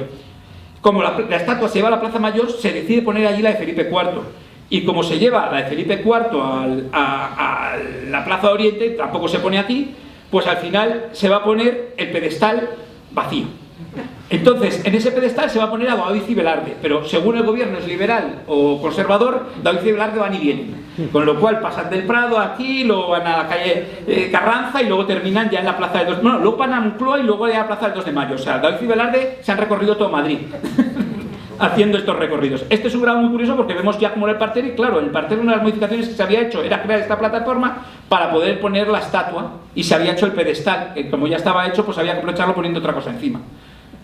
Aquí lo tenemos en planta y vemos en una exposición posterior como por ejemplo dice escenario para la orquesta. Ya han quitado el pedestal porque cuando se los llevan a Carranza se llevan el pedestal también y entonces ya pues se queda el espacio libre hasta que por fin colocan al doctor Benavente y luego en uno de los detalles del peor gusto del mundo a su hijo, Jacinto Benavente. A mí que quiten el monumento a mi padre para poner el mío me daría una vergüenza, pero vamos, ni loco, qué horror. No sé, a lo mejor no le quería a su padre, pero vamos, a mí me parece espantoso.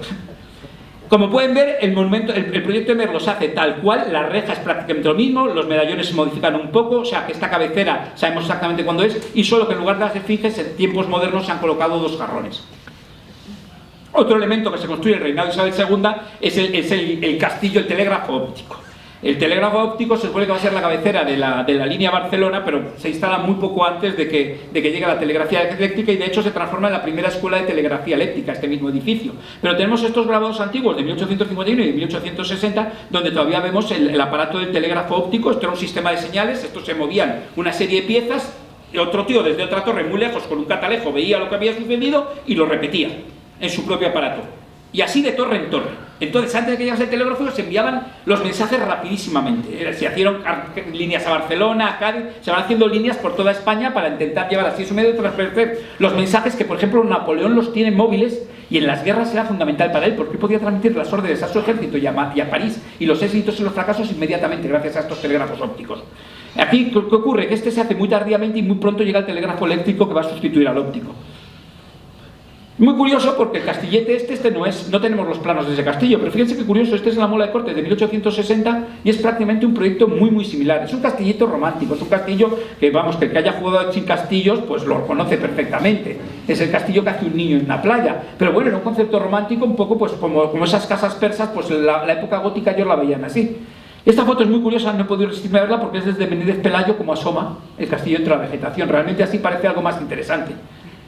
Y tenemos muchas fotos de Arcinis de cómo era ese castillo, con sus ventanitas apuntadas, ojivales góticas, con estas troneras, con unos elementos que ya se han ido perdiendo, como por ejemplo estos matacanes. Esto no hay en realidad espacio para que funcione como matacán, pero sí está cogido las almenas. Bueno, pues es un castillo con los elementos. También las fotos casi nos permitirían ver, a medida que crece la hiedra, cómo se evoluciona. El interior, vemos que tenía sus chimeneas, las ventanas por dentro, los aparatos de donde los que trabajaban, por supuesto la biblioteca, de aquí se instala la estación de meteorología, la primera. Entonces, pues estas ya son las instalaciones de meteorología. Estas fotos son hacia 1900, cuando está todo el trabajo de meteorología. Se construye esta entrada probablemente para que no entre tanto frío cuando abres la puerta. Se construye este pequeño pabellón delantero que luego se ha ido ampliando hasta ocupar toda la plaza y se construyen otros edificios auxiliares alrededor. Este me parece que es de 1913 o 18 me parece que es. Y esto es muy curioso porque fíjense lo que acaban poniéndole encima del castillo. Esto es impresionante, les construyeron como una especie de Torre Eiffel, una antena gigantesca que sustituye al primer aparato ese que tuvimos, pues lo sustituye esta antena. De hecho, esta foto es muy curiosa porque vemos desde una torre, desde esta torre, en primer plano, vemos la segunda torre al fondo. Y como por supuesto son meteorólogos, te dice cielo con fractocúmulos. No son nubes lo que vemos. El castillo, bueno, vemos la vegetación que también nos permite ir viendo cómo se va cubriendo hasta que llegamos al triste momento actual. La verdad es que este castillo en los años 80 todavía conservaba las almenas y los matacanes, o sea, estaba viejito, pero estaba todo. Yo lo recuerdo. Bien, es verdad que uno va recordando ya cosas muy viejas, pero bueno, pero todo pasa. Vemos ese cuerpo, cómo se había ampliado ya hasta ocupar toda la superficie. Se hizo un primer proyecto de rehabilitación, que no era de rehabilitación, era un proyecto de transformarlo en otra cosa. Era un proyecto de crear un museo de la meteorología, transformándolo en una pieza de un arquitecto moderno. Yo creo que intenta ser casi un homenaje a Louis Kahn, cegando todos los huecos, eliminando todos los elementos, transformando en los cilindros un volumen puro y con unos lucernarios que mediante reflejos introducen el sol al interior. Este proyecto se rechazó, era realmente inadecuado tanto para el castillo que hemos visto, para el castillo histórico como para el Parque del Retiro. Y en la actualidad estamos con otro proyecto, que es este, donde más o menos se reconstruyen todos los elementos históricos, los matacanes, las almenas, los huecos apuntados. No se elimina este elemento añadido, la verdad es que distorsiona bastante la visión del edificio. Se hace una reforma interior grandísima. Realmente, quizá te hablan siempre de las condiciones de evacuación hoy día, pero claro, realmente es cuando tú ves una ermita pequeña tampoco puedes exigir que sea grande, este edificio no es muy grande. Y a mí lo que me parece más dudoso es este cuerpo superior. Sinceramente yo esto no acabo de ver la necesidad de tener un mirador acristalado cubierto. En Madrid rara vez llueve, tampoco llueve tanto como para poder subir y mirar sin lluvia, y tampoco creo que haya gran cosa de ver desde ahí arriba. El castillo es bajito y en ese sitio hay mucho arbolado. Yo la verdad es que no sé qué pretenden que se vea desde ahí arriba, como no hagan otra torre como las que había para que la veamos, porque realmente no tiene mucho. Pero bueno, es un proyecto que desde luego es mucho más respetuoso que el anterior y esperemos que se ponga en marcha. Y bueno, ya vemos que estas cosas se hacen y se deshacen. Quizá en un futuro se rehaga. Hay una propuesta para reconstruir el aparato, que a mí me parece que tendría más sentido poner el aparato del telégrafo óptico y explicar también la telegrafía óptica y ver ese aparato y cómo era ese mecanismo en su momento. La última obra que va a hacer Isabel II es una canallada, y es que va a vender todos los terrenos entre la calle Alfonso XII y el Paseo del Prado. Es el rasgo de la reina. La reina dice que vende y le da el 75% al Estado y el 25% se lo queda a ella. Y se arma una movida porque Castelar dice lo que está vendiendo la reina es patrimonio real, que es el patrimonio de todos. La corona en aquella época se confundía con el Estado. O sea, con lo cual lo que está es vendiendo propiedad de todos y se queda el 25% de ella.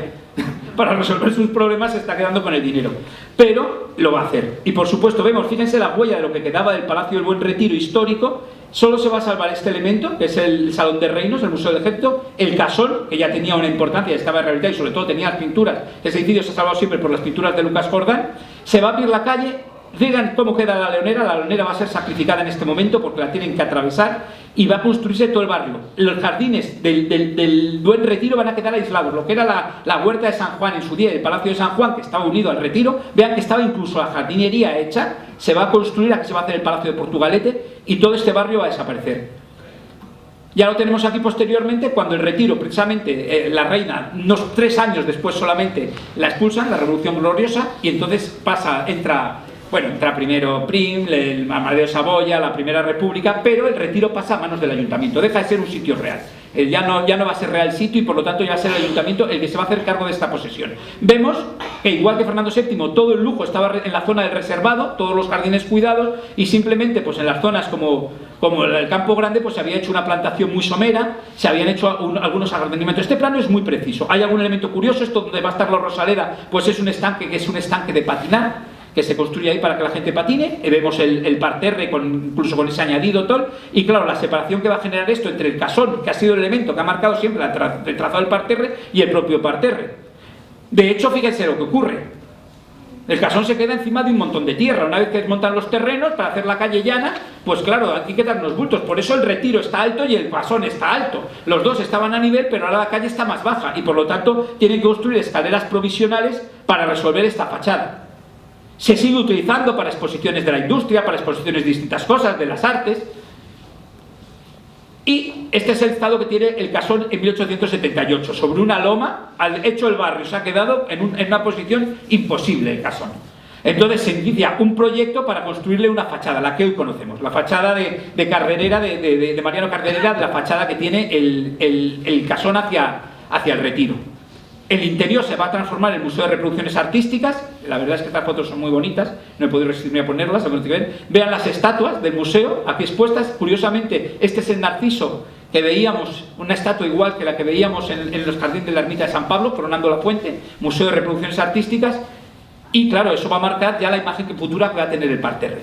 Este es el otro elemento que les he señalado, la ría de patinar. La ría de patinar se va a hacer donde la Rosaleda. Realmente, al poco tiempo se dan cuenta que han metido la pata por completo. Un sitio con más sol no hay en todo el Retiro. Entonces la ría de patinar, si en Madrid hace mucho frío en invierno, se congela y a los 4 días se descongela.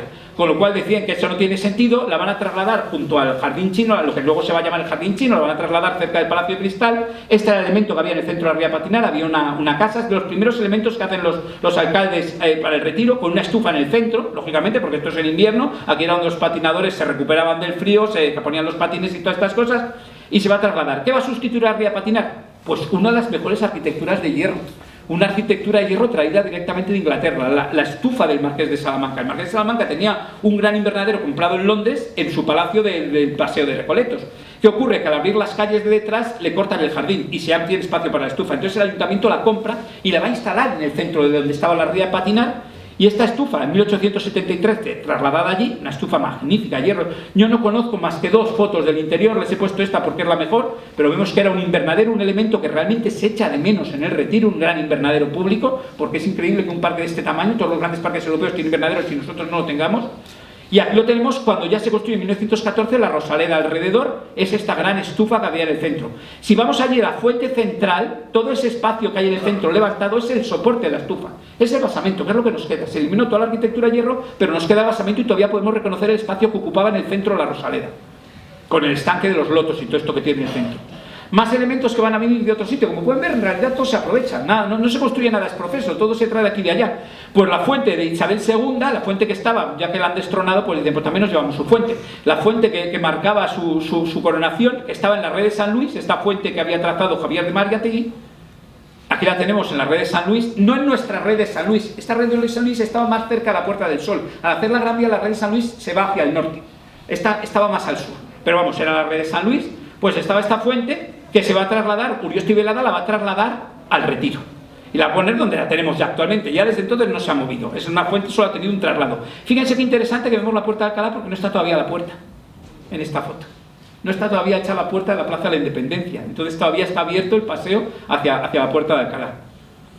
La fuente, por supuesto, en el Retiro se hacían haciéndose festejos. Este es un festejo de iluminación. Esto es en 1905, con iluminación eléctrica. Las noches del Retiro, y vean la fuente como lo ha iluminado toda, con bombillitas. Pues bueno, se hacían este tipo de espectáculos todavía, como en todos los tiempos. El Retiro es sitio de espectáculos. Otra fuente que va a venir, pues Ventura Rodríguez. Ya hemos visto que ha venido el borde de la alcantarilla del Prado, pues va a venir también la fuente de la Alcachofa. Esta es una fuente muy curiosa, porque esta fuente fue muy famosa en Inglaterra. El motivo es que un dibujante inglés, David Rhodes, vino aquí, hizo un dibujo de esta fuente con el Observatorio Astronómico al fondo. Y se transformó en la portada de una guía de viajes por España. Y la guía fue muy popular, hasta el punto de que en 1841 la reina Victoria encarga al mismo pintor que le haga este cuadro como regalo de cumpleaños para su marido, el príncipe Alberto. Este cuadro pertenece a la reina Isabel II de Inglaterra. Ya ven qué cosas, tiene la fuente de la Alcachofa y el Observatorio Astronómico de Madrid los tiene la reina Isabel II. Esto lo descubrí cuando la exposición de Ventura Rodríguez. La fuente también se traslada, Urioste y Velada traslada la fuente Ventura Rodríguez al Retiro, que sigue en su sitio en la actualidad. Con lo cual vemos que lo primero que está haciendo el ayuntamiento es embellecer el Retiro quitando cosas de otros sitios. Aquí no, aquí va a ser una pieza nueva que se va a traer. Hay una estatua que ha tenido un éxito enorme cuando estaba todavía el alumno en Roma haciéndola, que es el Ángel Caído. El rey se interesa, bueno, la academia se entusiasma, el rey se interesa y ordena, Alfonso XII ordena que se funda en bronce. La estatua esta es muy curioso porque, claro, deciden entonces ponerla en un sitio público. La reina María Cristina decide que se instale, la dona para que se... Bueno, no la dona, la estatua en realidad pertenece al Museo del Prado. Está en el Retiro, como la estatua de David y Velarde, pertenece al Museo del Prado y está en la Plaza del 2 de Mayo. Hay estatuas en Madrid que son del museo y simplemente el ayuntamiento las conserva, pero las estatuas no son propiedad del ayuntamiento. Lo que sí es propiedad del ayuntamiento es que encarga a Jareño y Alarcón, donde estaba el dado, donde iba a estar esa columna gigantesca, donde estuvo la fábrica de la China, porque aquí todo se sustituye, pues le va a encargar este pedestal para poner la estatua. Y este pedestal, sí, este pedestal es del ayuntamiento y la estatua, bueno, la estatua es del Museo del Prado, es una cesión in eternum, pero vamos, es una estatua magnífica que por supuesto no es un monumento al demonio, pero como no hoy va de arquitectura no quiero entrar en la estatua, pero tengo un grabado de cómo representaban esta estatua cuando no la veían y eso sí que era el demonio. Otra cosa que se va a hacer en este momento es ir ocupando el Campo Grande, ese sitio donde en tiempo se cazaban conejos, donde la reina Isabel II trazó una serie de planos de calles en escuadra, pues va a ser el sitio dedicado a las exposiciones. Y esta va a ser la primera. En 1883 se va a construir una exposición. Fíjense este estanquito con una ría enana que llegaba hasta lo que va a ser la nueva ría de patinar, el estanque de Chinescos, y un estanque algo más grande. Este es el origen del estanque del Palacio de Cristal. En esta exposición todavía es un estanque pequeño, luego se va a ampliar, y en esta exposición lo que sí va a ser es que se va a construir el Palacio de Velázquez, otro Velázquez, el tercer arquitecto Velázquez, Ricardo Velázquez Bosco. Todos los arquitectos que se llaman Velázquez tienen que trabajar en el Retiro por alguna ley. Es muy comprensible. El caso es que se construye este edificio que por suerte conservamos. No lo conservamos todo lo bien que deberíamos. Hay que admitir que, por ejemplo, las ventanas siempre están cerradas cuando este edificio en su día estaba iluminado de luz, pero estaban cerradas. Y luego hay un elemento muy curioso, hemos perdido esta decoración de arriba, que esto ya no está. Y una segunda... bueno, el edificio aquí les voy a enseñar. Este edificio se hace inspirado por completo en lo que es el Palacio de Oporto, un Palacio de Exposiciones de Oporto en 1865. Como pueden ver, el cuerpo central y las tres naves que acometen contra él, exactamente como nuestro edificio. Y los elementos de los extremos. Muy parecido, solo que en menores dimensiones que el de Madrid. Esta es una foto muy bonita donde vemos toda esta decoración que se ha perdido. Pero es una pérdida temprana. Es muy curioso, porque esta foto es de 1883, del edificio recién acabado. Se han perdido estas decoraciones que sería fácil de recuperar, pero esta se ha perdido. Este es el interior, las tres naves que acometen a la central, y esta es la exposición. Ahora vamos a ver, se ha señalado ahora, pero luego veremos cómo ya esa decoración no está. Esta es la exposición que se hace aquí en 1883. Es una fiesta de la arquitectura, la verdad, de la arquitectura de los chalés. Parece una operación de la casa de tus sueños, pero la verdad es que había cosas muy bonitas. Esta viene del Palacio de Velázquez, al fondo, y cómo se van a construir montones de pabellones todo alrededor en estos jardines que todavía no son tales jardines. Se están ocupando por primera vez. Muchos los va a hacer Velázquez Bosco, con muy pocos medios, como esta fábrica de Moncloa que le hace a su amigo Daniel de Zuloaga, que es el que está haciendo las cerámicas que cubren el propio Palacio de Velázquez y que luego van a cubrir el Palacio de Cristal. Como son amigos, le hace el pabellón para su fábrica de porcelana de la Moncloa, las cerámicas de Zuloaga. Aquí vemos una copia de un Rubens hecho en porcelana. Velázquez Bosco va a hacer también el del cuerpo de artillería. Este de la fábrica de Valdemorillo, todos muy empobrecidos, son construcciones todas temporales para durarse muy poco. Este también lo va a hacer, de minas, edificios muy sencillos. O de las minas de Almadén, que es muy bonito, la verdad, son todo pabellones. Todo esto es arquitectura efímera, todo esto es arquitectura que va a durar solo el tiempo de la exposición y se va a demoler después, con lo cual no van a tener ninguna preponderancia, pero sí vemos que el Retiro ha sido una fiesta arquitectónica en algún momento. Fíjense qué cantidad de arquitecturas extraordinarias en algunos casos. Este proyecto venía de Francia, la crítica española por supuesto dijo que no era bueno porque era muy francés. Estos son proyectos, en general venían muchos proyectos de fuera, venían y solamente había un director aquí que los hacía, los proyectos estaban hechos en otros sitios. Ven, aquí aparece como dirección de obras, pero no sabemos quiénes son los autores de los proyectos, casi toda esta documentación se ha perdido. Las minas de Río Tinto, están casi todas las empresas de la época, fundiciones de Trubia, minera de Escombreras, porque claro, es una exposición de minería lo que se está celebrando, e incluso pabellón de Suecia. Había un pabellón de Alemania, pero no lo he puesto porque era muy cutre, los alemanes enviaron un churro, pero Suecia envió un pabellón, pero vino entero de Suecia, de hecho de madera, y venía directamente allí en Suecia. Hay incluso alguna extravagancia.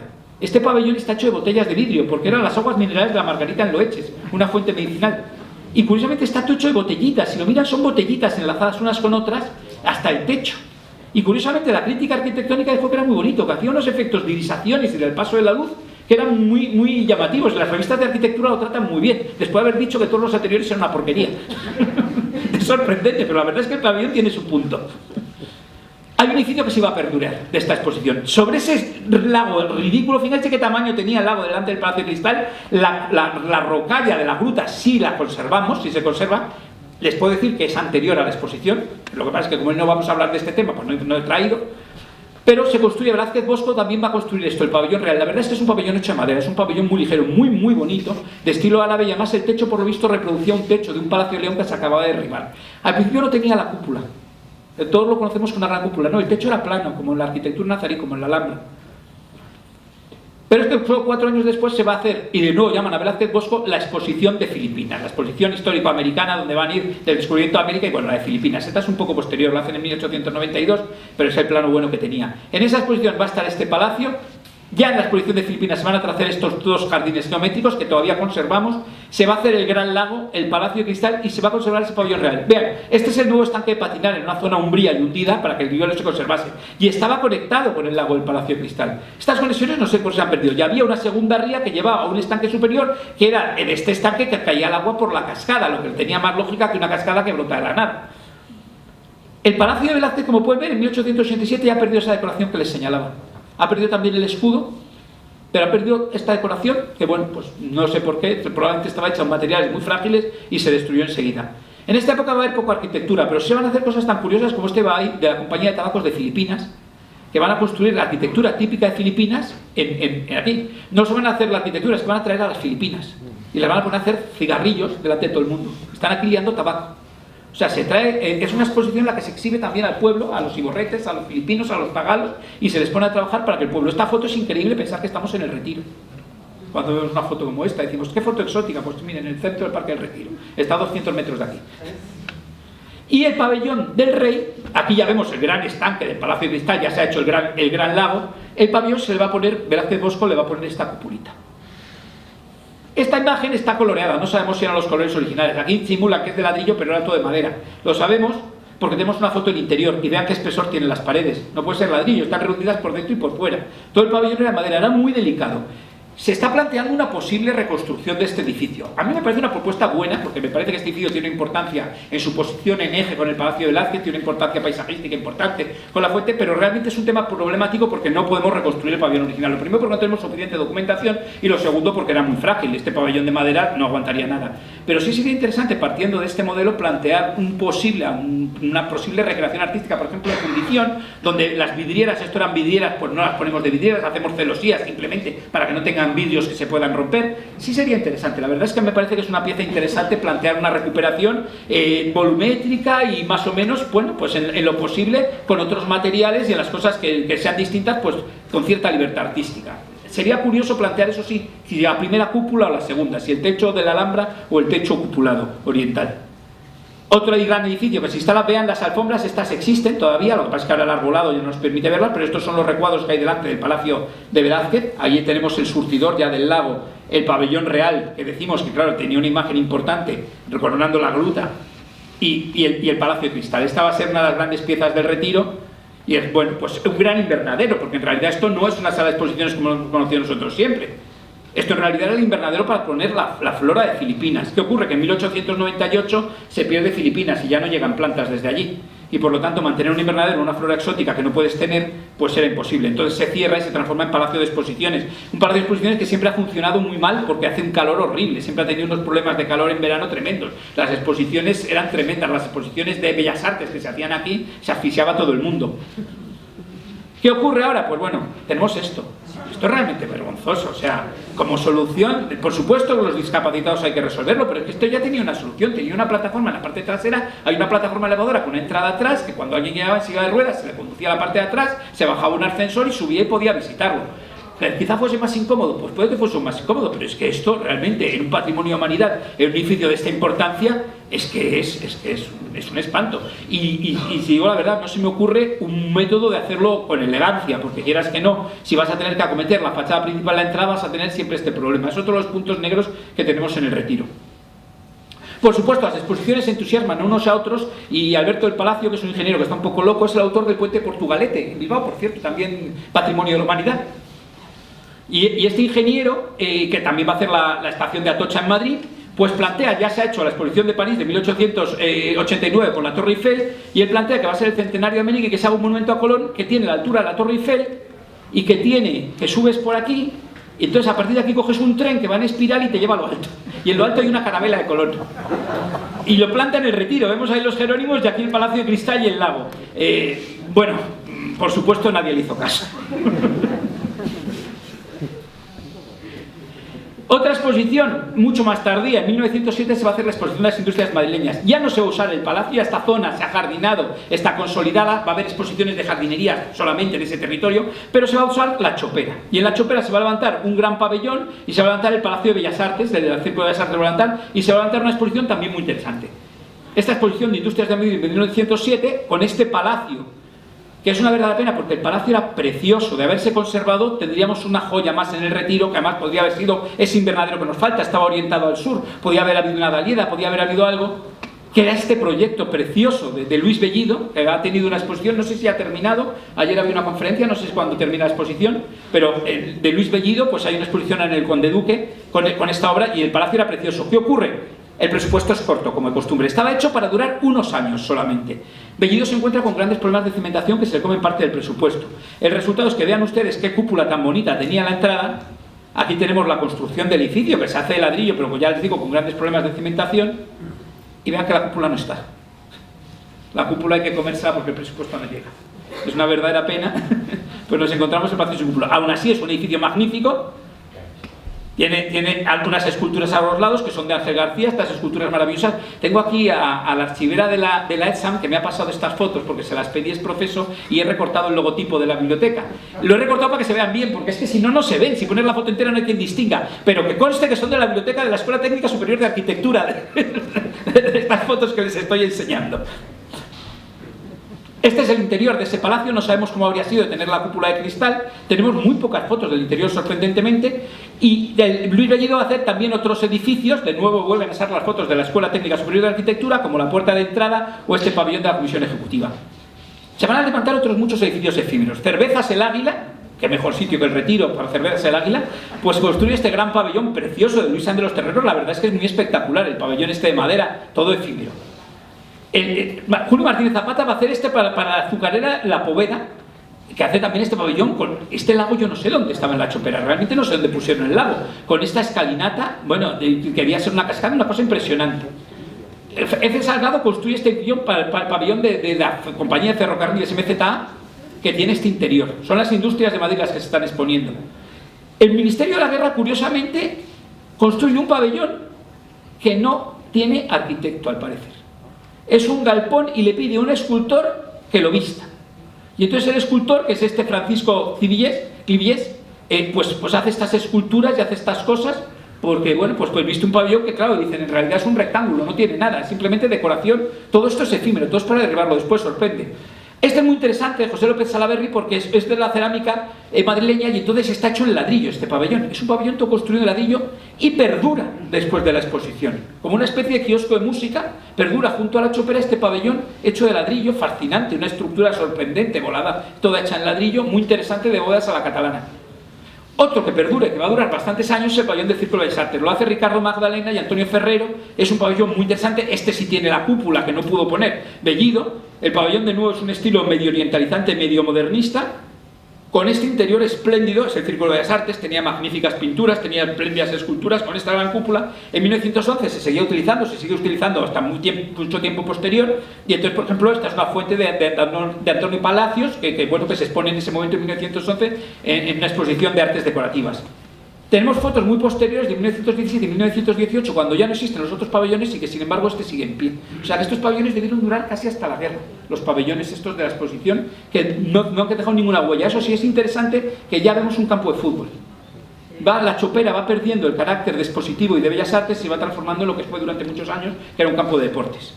Y ahora vamos a ver un tema muy interesante, que es las puertas del Retiro. El Ayuntamiento del Retiro lo ha recibido rodeado de tapias y decide tirar todas las tapias y poner rejas. Vamos a comenzar por esta, que es impresionante. Esta es la puerta de la Plaza de la Independencia, que se hace reaprovechando elementos, como no. Curiosamente, del Casino de la Reina. Antes hemos visto que la reja fue al Casino de la Reina, pero la puerta del Casino de la Reina se vino al Retiro. En Madrid se hacen estas cosas, debió ser un cambio de cromos. Pues dijeron, bueno, ya que os damos la reja, vosotros nos traéis la puerta. Entonces se aprovecha esta puerta y simplemente se amplía. Como pueden ver, estos dos elementos se ponen más separados y se construyen unas nuevas columnas para hacer la puerta de la Plaza de la Independencia, que se conserva tal cual. Esta no ha tenido cambios, es una puerta bellísima, de Urioste, magnífica, la vemos en las fotos, por dentro y por fuera. Y bueno, esto no lo recordarán ustedes, cuando en ABC se propuso trasladar la puerta de Alcalá y poner la entrada al Retiro. En el momento de la construcción, ese gran escándalo de la Torre Valencia, que está estropeando la vista, la puerta de Alcalá, que es un chiste mingote, donde dice, claro que estropea la vista, hay que quitar esa puerta. Y entonces se llegó a proponer esto, en abril del 71 llegaron a proponer la propuesta de por qué no trasladar la puerta de Alcalá, que siguiese como puerta y sirviese para entrar al Retiro. Puerta de Alcalá, puerta del Retiro, con un chorro de tráfico delante, que vamos, qué espanto. O sea, yo creo que en realidad querían quitar la puerta para que los coches corriesen más. Era hacer ya la calle de la autopista con la puerta que molestaba trasladar al Retiro. Por suerte no se hace, la puerta de Alcalá sigue en su sitio, pero en Madrid, viendo lo que trasladaban, no habría sido raro que alguien lo hubiese dicho, pues lo vamos a mover. Otra puerta magnífica que se hace, la segunda puerta que se hace en este momento, es la puerta de España. Esta es la puerta del Paseo de Reyes. Es una puerta, fíjense qué bonito, y cuando vayan por allí, fíjense, estos ladrillos que ven aquí, con curva, cayendo en curva, están hechos así, uno a uno. Esto no es ladrillo recto. Cuando pasen por esta puerta, fíjense en los laterales, porque estos son dos derrames de ladrillos que caen en cascada, que es algo absolutamente fantástico el trabajo. Una puerta magnífica, realmente, a la que en último momento le añaden esta pieza. Fíjense que en el proyecto no estaba, el proyecto era liso, y alguien decide que hay que llamar al Retiro, porque el Retiro desde que en 1868 ya no se llamaba Parque del Retiro, se llamaba Parque de Madrid, y deciden poner el nombre para ver que la gente lo seguía llamando el Retiro y la gente lo ha seguido llamando el Retiro. El rótulo, de hecho, hay quien lo ve 130 años, pero es que nadie se ha dado cuenta hasta ahora. La puerta se construye y se conserva perfectamente también en la actualidad, excepto que a veces le ponen unos maceteros decorativos que sinceramente sobran. Cuando tienes una arquitectura tan buena y una pieza tan bonita, no tienes que decorarla con trastos. Otra puerta que construyó Urioste es esta puerta maravillosa, que es la del Paseo de Coches, una puerta tardía. He puesto esta foto porque esta es una foto de 1938, en plena guerra civil, una nevada terrible. Debió ser un momento duro. Y esta es la foto del retiro con la puerta cubierta. No solo hay Filomenas ahora. De las entradas del retiro. Completarla con más entradas, con más pilastras y ponerla de entrada al retiro. Realmente, para el destino que tuvo la puerta, que primero se aisló en una isleta y luego se trasladó para dejarla en un lazo de autopistas, yo creo que mejor habría estado en el retiro. Menos contaminación y además habríamos podido verla, porque en la actualidad no se puede ver en absoluto. Esta es la puerta que se plantea también en 1911 para el Ángel Caído, un proyecto ya realista que no se llega a ejecutar, y esta es la actual. La actual no vale gran cosa, no sé quién es el autor, pero es una puerta que no tiene demasiado interés, excepto este detallito. Esta pieza, algunos la recordarán que estaba en el paseo de coches. Estaba en la entrada del paseo de coches con 2 piezas de gancho para sujetar unas cadenas. Bueno, pues esa pieza, miren de dónde procede. Esta pieza es una de las piezas que cerraban las cadenas del monumento a los caídos de Cuba y Filipinas en el Parque del Oeste. Este monumento sufre muchos daños en la Guerra Civil. En 1918 un alcalde, el señor Prast, va a buscar la puerta de San Vicente pensando que a lo mejor están allí los restos. Se había desmontado en 1890. Y le dicen, no es la puerta de San Vicente, pero tenemos otra. Y dice, ¿y esto qué es? Y con Bellido van y la montan. Y dicen, ahí va, han encontrado la puerta de Mariana de Neuburgo, que está allí, y entonces deciden utilizarla. Y entonces, claro, le encarga ya a Bellido que haga un proyecto para ponerla de entrada. ¿Qué sitio más adecuado que delante del casón? Esta puerta está muy bien escogida por época y por situación, porque es una puerta más antigua que tenemos en el Retiro y está en un sitio muy adecuado. Por supuesto, Bellido la restaura mucho, porque la pieza estaba en muy mal estado, y la completa. Y es la puerta que tenemos ahora delante del casón. ¿Ves que se me ha colgado de una foto? Y voy a hablar de un último elemento, esto no va a tiene fin, no se crean, y es las bibliotecas. Esta es la biblioteca, precisamente como estamos en el casón, he sacado esta biblioteca porque es la biblioteca que se construyó en el parterre. Una biblioteca muy bonita, que fíjense qué biblioteca tenía el parterre, que además tenía juguetes para niños. No solo prestaba libros, sino juguetes para los niños. Era una biblioteca infantil. Esta es una más antigua, 1919, esa es de los años 20, y esta es una anterior que se construye entre el monumento a Galdós y Campoamor, con cerámica. Estos libros son considera todo está con estas bibliotecas. Estas bibliotecas se van haciendo varias. En Madrid en este momento se construyen 2, pero luego se construyen otras. Esta es del Parque Zoológico, en la Casa de Fieras, y esta es la que se construye junto al monumento a Galdós. Esta es la Casa de Fieras, que todavía se conserva, y esta es la que se hace junto a Galdós, que también se conserva. Bueno, sinceramente, no podemos pedir que vuelvan a tener libros.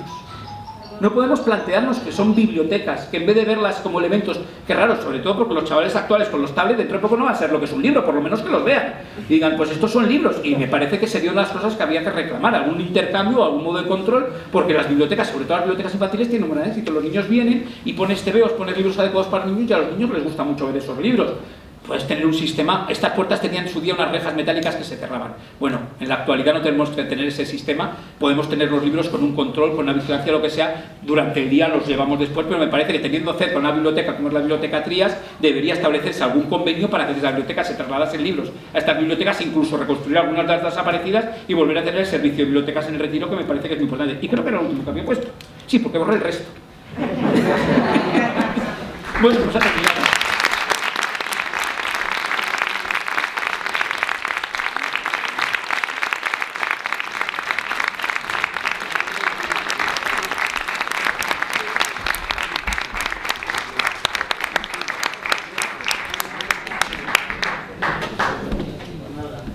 Muchas gracias, Alberto. Si tenéis alguna pregunta antes de que se nos vayan.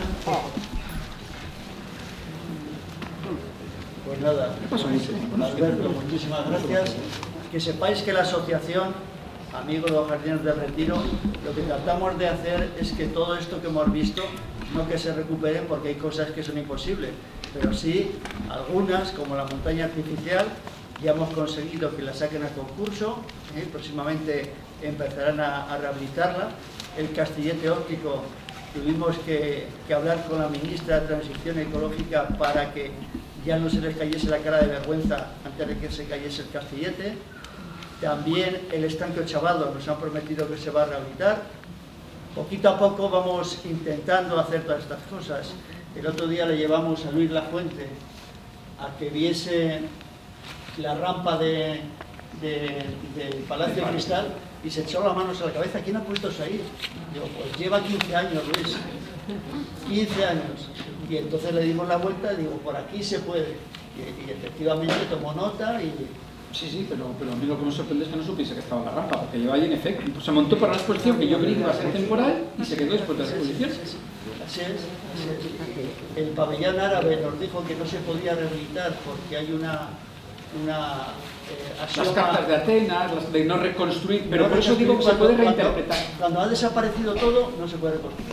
Lo primero que hay que ver si ha desaparecido todo, porque ahí seguro que si excavas te encuentras el resto arqueológico de las cimentaciones de todos sus edificios y de la ría y de todo el sistema. La verdad es que eso de decir, como lo perdimos en su día porque no fuimos cuidadosos, no podemos recuperar nada de eso, me parece absurdo. O sea, creo que, de hecho, por ejemplo, la barandilla del estanque en su día llegó a tener los 3 lados, se perdió, se quedó solo el frente y han recuperado todo el lado delante de la fuente egipcia y eso se ha reconstruido. O sea, que hay elementos que sí se reconstruyen. Cuando tienes el ejemplo puedes hacerlo con exactitud y cuando no tienes eso lo llaman anastilosis, cuando no tienes la reproducción exacta, y si no, puedes hacer la reinterpretación de decir, bueno, pues hagamos un concurso de artistas, cojamos un concurso para ver cómo se puede rehacer ese templete árabe y lo hacemos ese pabellón real, lo volvemos a reconstruir antes de que nos quedemos en monarquía, porque a este paso...